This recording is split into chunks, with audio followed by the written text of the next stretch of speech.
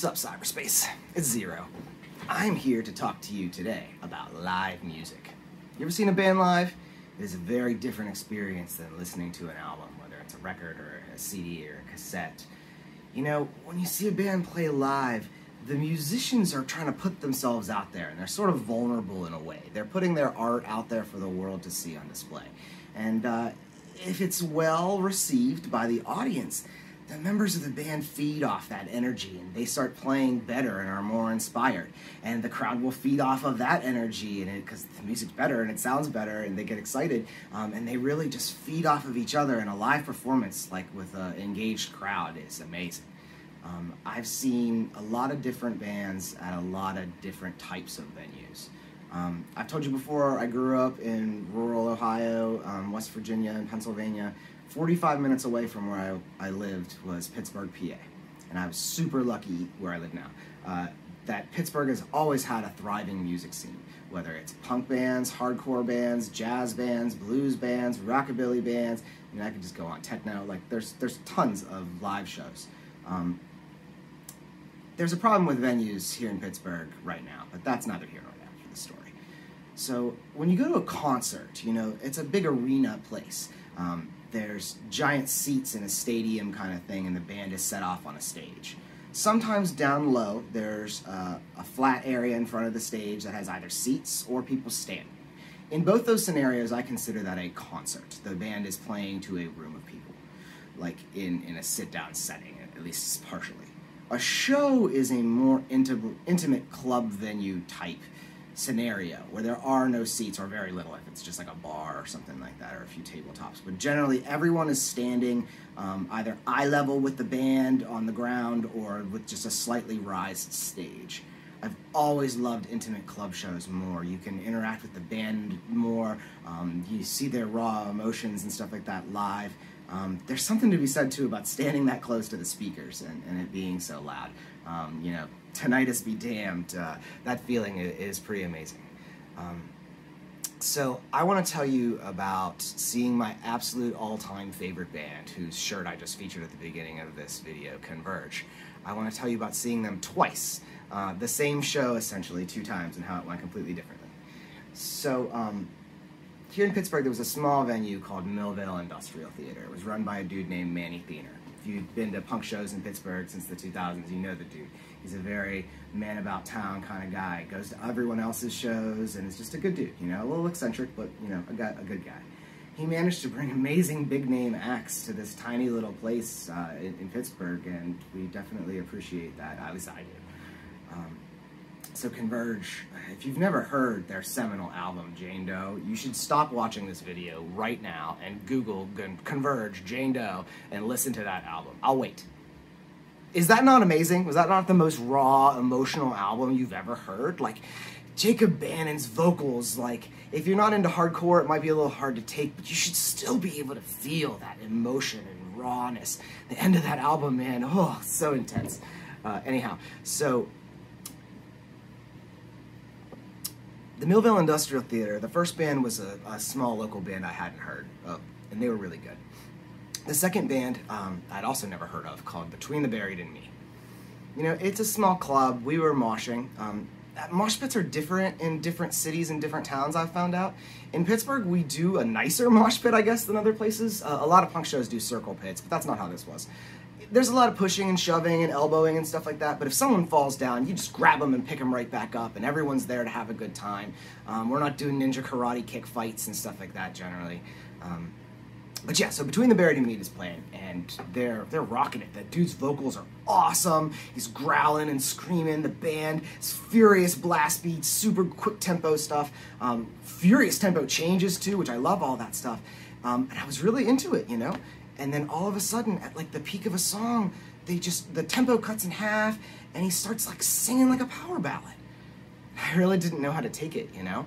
And I was like, okay, that was weird. And the next song came on, and it was great. And I got back into it again, and I was like, okay, you know, maybe that guy just wants to do a little something, whatever. A couple songs later, it happened again.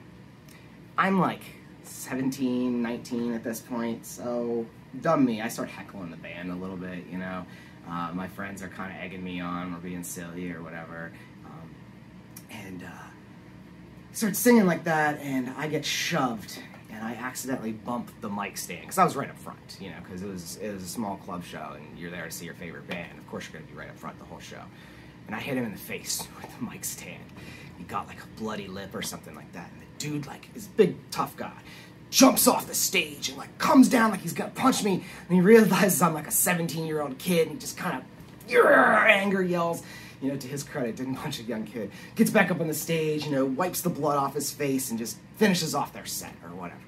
I kind of felt bad about it, but not for very long, because by the time I got up, Manny Thiener was clutching me and pulling me out of the club. Now, I told you, Converge is my favorite band. They're on next. I was really distraught about the situation. First, I tried to sneak in the back where the bands load in and out, and Manny caught me. There's a window in the bathroom that you easily can get in and out of, and Manny caught me sneaking into that too. And, you know, Converge had just started playing, and I heard the intro to one of my favorite songs, and I was like almost in tears outside.